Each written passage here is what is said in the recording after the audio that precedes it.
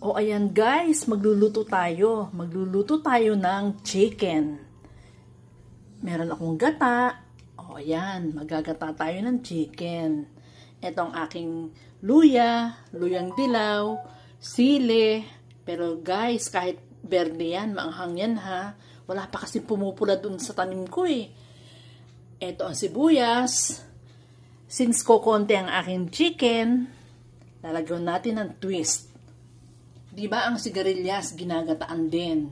So, konti ang chicken ko, konti ang sigarilyas ko. Bakit natin hindi pagsamahin, diba? Ginataang chicken in yelong dilaw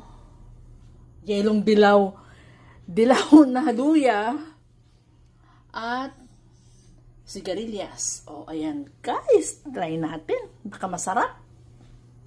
Ito ang aking kawali. Meron na siyang mantika at paminta. Lagay natin ang ating sibuyas.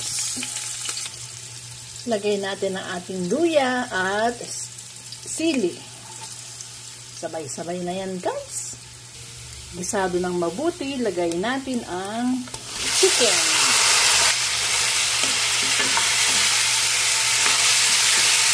Haluin natin mabuti. Lagyan natin ng patis. Guys, ang bango-bango kung maaamoy nyo lang. Kung andito lang sana kayo. O, ayan guys.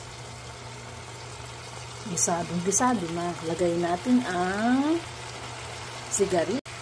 Ngayon naman, lagay natin ang ating gata.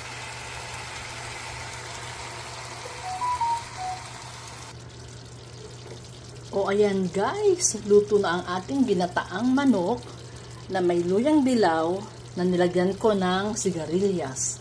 At ang sarap. Yung isang sili na berde na nilagay ko, lasa ang anghang niya. O ayan guys, kakain na kami. Thank you for watching. Bye! See you next time.